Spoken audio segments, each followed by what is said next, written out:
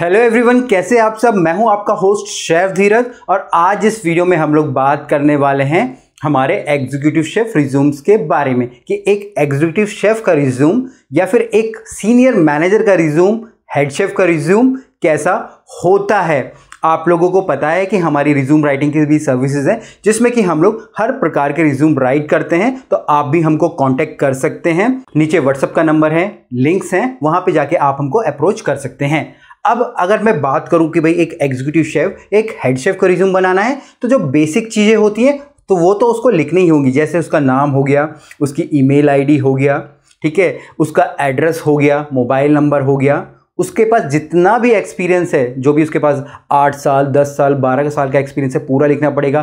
कहाँ कहाँ पे उसने वो काम करे हैं, कहाँ पे वो शू शेफ था, कहाँ पे वो एग्जीक्यूटिव शेफ था, ठीक है, या कहाँ पे वो कॉमी 3 कॉमी 2 था, कहाँ से मैनेजमेंट ट्रे के लिए, वो सारी चीज़ उसको लिखनी पड़ेगी। साथ साथ उसको ये भी लिखना होता है कि भाई उसके पास कौन कौन से अवार्ड्स है, रिवॉर्ड्स है, उसने होटल मैनेजमेंट के अलावा और कौन कौन से कोर्सेज करे हैं, चाहे वो कंप्यूटर का कोर्स हो, हाइजीन का कोर्स हो, इवन हमारा मिनी MBA हो, ठीक है, कौन कौन से उसने कोर्स करे, वो तो सारे उसको लिखने ही लिखने हैं। वो तो क्या हो गया, हमारी बेसिक चीज होगी। बट इसके अलावा उसको अपनी ड्यूटीज है, रिस्पॉन्सिबिलिटीज है, वो भी ऐड करना बहुत ही ज्यादा जरूरी है, ताकि जब आपका रिज्यूम है HR वाले के पास जाएगा तो उसको पता होगा या उसको समझ आएगा कि जो उसने रिज्यूम भेजा है, अपनी बेसिक इंफॉर्मेशन तो दी है, बाकी लोगों ने भी दी है, बट इसको इसकी ड्यूटीज और रिस्पॉन्सिबिलिटीज मालूम है, क्योंकि यही सारी चीजें एक डिपार्टमेंट हेड से मांगी जाती है मैनेजमेंट के द्वारा। और अगर आपको मालूम है, आपने ऑलरेडी अपने रिज्यूम्स के अंदर लिख दी है कि भाई ये सारी चीजें मुझे पता है, तो आप लोगों के जो जॉब के चांसेस हैं वो बढ़ जाते हैं। तो यहाँ पे 8 पॉइंट्स मैं आपको बताने वाला हूं जो कि आपको अपने रिज्यूम्स के अंदर मेंशन करनी है, अगर आप भी चाहते हो एक बेस्ट क्वालिटी का आपका रिज्यूम बने। बाकी अगर आप हमसे भी ये सर्विस चाहते हो, ठीक है, तो आप हमको कांटेक्ट कर सकते हो। सबसे पहला पॉइंट आता है यहाँ पे मेन्यू प्लानिंग का। एक एग्जीक्यूटिव शेफ को मेन्यू प्लान करना आना चाहिए। रेस्टोरेंट्स के अंदर, होटल्स के अंदर अलग अलग प्रकार के मेन्यू हैं, चाहे वो ब्रेकफास्ट हो, लंच हो, डिनर हो, ब्रंच हो, हाई टी हो, कोई वेडिंग हो, कोई किड्स की पार्टी हो, ठीक है, अलग अलग फंक्शंस आएंगे, अलग अलग चीज़ आएंगे। कॉर्पोरेट ऑफिस से आप लोगों के लिए आपको मेन्यू बनाने होंगे, ठीक है। तो एक शेफ को समझ होनी चाहिए कि भाई मुझे किस प्रकार के मेन्यू बनाने हैं और मेन्यू में किस प्रकार के कस्टमर आ रहे हैं, उनके अकॉर्डिंग क्या डिशेज होनी चाहिए, वो भी उसको पता होना चाहिए। साथ साथ क्योंकि यहाँ पे हर चीज़ों में एक बजट होता है कि भाई हम इतने ही पैसे दे सकते हैं, हम एक प्लेट के 2000 रुपये ही दे सकते हैं, हम एक प्लेट के सिर्फ 1000 रुपये ही दे सकते हैं या उससे भी कम दे सकते हैं। तो उसके हिसाब से उसको मेन्यू को वहाँ पे डिज़ाइन करना पड़ता है। तो इस चीज़ की उसको समझ होनी चाहिए। दूसरा पॉइंट यहाँ पे आ जाता है कि जो मेन्यू मैंने बना दिया है उनकी रेसिपीज लिखना, ठीक है, और उनको टेस्ट करना। आपने तो मेन्यू बना दिया है, बट उसको बनाएगा कौन? आपके जो शू शेफ हैं, CDPs हैं, कॉमी लेवल हैं, ट्रेनी, वही तो उसको प्रिपेयर करेंगे। तो उसके लिए आप लोगों को प्रॉपर्ली रेसिपीज क्रिएट करनी आनी चाहिए और रेसिपी क्रिएशन के बाद उसको ट्रायल भी आपको ही करवाना होगा, ठीक है। आपको आता है कुछ, आपने लिख दिया, बट वो चीज़ सही बनेगी, कैसे बनेगी, ठीक है, क्या लूप होल्स होंगे, कैसे आपको ठीक करनी है, तो वो सारी चीज़ें तभी होंगी जब आप उनके ट्रायल्स करोगे या उनको टेस्ट करोगे, क्योंकि ट्रायल एंड टेस्टिंग में सब कुछ चीज़ें ठीक हो जाती है। इवन आपको यहाँ से कॉस्टिंग पता चलेगी और ये भी पता चलेगा कि आपका स्टाफ उसको प्रॉपरली बना पा रहा है या नहीं बना पा रहा है। तीसरा पॉइंट यहाँ पे आ जाता है, वो आ जाता है आपके स्टाफ के मैनेजमेंट का। अब यहाँ पे अगर आप एग्जीक्यूटिव शेफ हो तो आपके नीचे हो सकता है 150 लोग काम कर रहे हो, ठीक है, 250 लोग काम कर रहे हो, 100 लोग काम कर रहे हो, तो उनको मैनेज करना आपको आना चाहिए। उनके किस प्रकार से आप लोगों को ड्यूटी रोस्टर्स बनाने हैं, किसका ऑफ कब होगा, किसका शेड्यूल क्या होगा, ठीक है, अगर कोई बंदा बीमार पड़ जाता है तो कैसे आपका जो एक्शन प्लान होगा, अगर लोगों को मंथली लीव जानी है या वीकली ऑफ होता है तो कैसे उसको मैनेज होगा, किसी को इमरजेंसी अगर आ जाती है तो क्या आपके पास उसके लिए कोई एक सब्स्टिट्यूट होगा,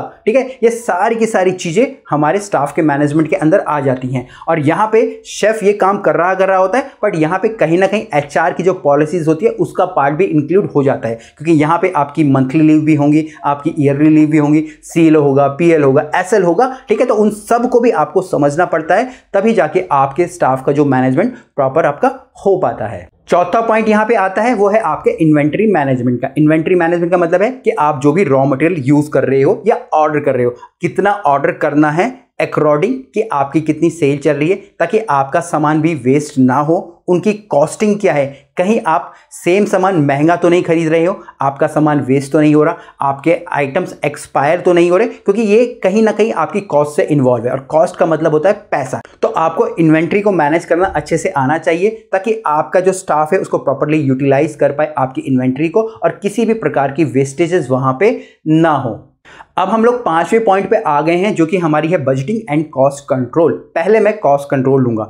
यहां पे कॉस्ट कंट्रोल का मतलब सिर्फ फूड कॉस्ट की कंट्रोल करना नहीं होता है, आपको बाकी चीजें भी कंट्रोल करनी आनी चाहिए। जैसे कि मेरी फ्यूल की कॉस्ट होगी, मेरी मैन पावर की कॉस्ट होगी, हमारी ट्रांसपोर्ट की कॉस्ट होगी, हमारी स्टेशनरी कॉस्ट होगी, या कोई नया इवेंट प्लान कर रहे हैं तो कैसे हम चीज़ों को मिनिमाइज करें, ठीक है। हमारी मार्केटिंग की कॉस्ट होगी, कैसे हम इनको मिनिमाइज करें। तो इन सब के चीज़ें में आपको पता होना चाहिए। और बजटिंग का मतलब है, मुझे मालूम है कि भाई एक महीने में मेरे यहाँ पे 1000 लोग आ जाते हैं, तो 1000 लोगों के ऊपर मेरे को सिर्फ वहाँ पे 300 रुपये ही खर्च करने हैं, और मेरी सेल अगर 10 लाख हो रही है तो मुझे सिर्फ 3 लाख ही मेरा बजट है। 3 लाख के अंदर ही मुझे वो सारी चीज़ें मैनेज करनी है। इवन अगर मैं बैंक्वेट्स की बात करूं, मुझे मालूम है 1000 लोगों की पार्टी है, तो 1000 लोगों की पार्टी में मुझे अगर 10 लाख रुपए मिल रहे हैं, तो यहां पे सिर्फ मुझे 2 लाख रुपए ही खर्च करने हैं, 1.5 लाख रुपए ही खर्च करने हैं। तो ये आपकी जो बजटिंग है आपको पता होनी चाहिए, तभी जाके आप एक प्रॉपरली हेड शेफ की तरह या एग्जीक्यूटिव शेफ की तरह काम कर सकते हैं। छठा पॉइंट है जो कि सबसे ज्यादा इंपॉर्टेंट है, वो है हमारी क्वालिटी। सब कुछ हो रहा है,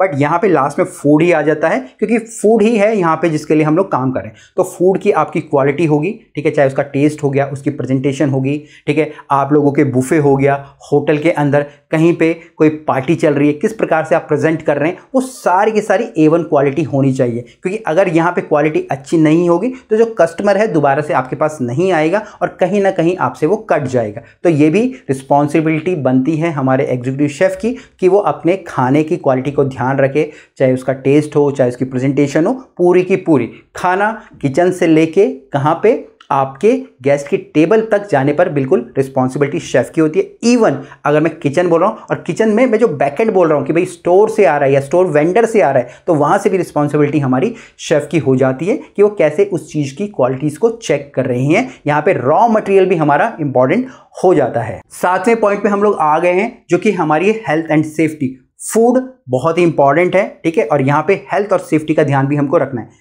हेल्थ एंड सेफ्टी का मतलब है कि किचन में काम हो रहा है, पानी है वहाँ पे, आग है वहाँ पे, इलेक्ट्रिसिटी है वहाँ पे, तो हमको सावधानी से काम करना है। तो सारे के सारे सिस्टम या प्रोसेसेस ऐसे बने होने चाहिए कि किसी को भी किसी प्रकार की हानि या नुकसान ना हो।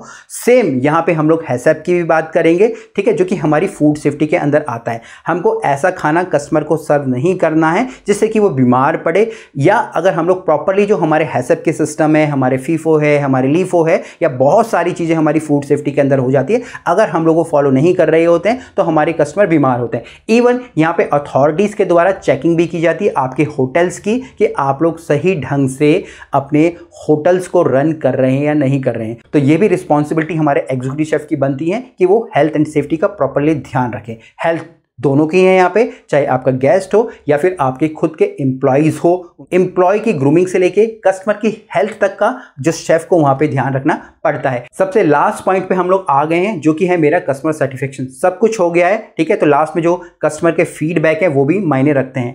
अगर आप लोग खाना अच्छा सर्व कर रहे हैं, फूड सेफ्टी सबका ध्यान रख रहे हो, बट अगर आपके पास अच्छे फीडबैक्स नहीं आ रहे, अच्छे रिव्यूज नहीं आ रहे हैं, तो वो गलत बात है। तो यहाँ पे शेफ की जिम्मेवारी बनती है कि वो रिव्यूज भी अच्छे लाए, ठीक है ना, और उसको यहाँ पे खुद ही एक स्टेप आगे लेना पड़ेगा कि भाई मैं जाके खुद गेस्ट से बात करूं, या मैं अपने स्टाफ को लगाऊं कि आप लोग गेस्ट से जाके बात कीजिए और जो भी फीडबैक से उनके लेके आइए, और कोशिश कीजिए कि सब कुछ रिटर्न में हो। क्योंकि अगर आपने वहां पे लिखा है, मुझे मालूम है, ठीक है जी, गेस्ट के सेटिस्फेक्शन के बारे में, रेटिंग्स के बारे में, होटल्स की रेटिंग के बारे में, फूड की रेटिंग के बारे में, ठीक है, तो आप लोग वो एज अ प्रूफ अपने लिए रख सकते हो, अपने रिज्यूम्स की फाइल में वो लगा सकते हो। तो यही 8 पॉइंट्स थे जो कि एक एग्जीक्यूटिव शेफ को लिखने होते हैं अपने रिज्यूम्स के अंदर, और यही सारी चीजें उसको परफॉर्म करनी होती है अपनी रियल ड्यूटी के अंदर। होपफुली आपको वीडियो अच्छी लगी होगी। बाकी रिज्यूम्स के लिए आप हमसे कनेक्ट कर सकते हैं। फिर मिलेंगे एक नए वीडियो में, तब तक के लिए जय हिंद।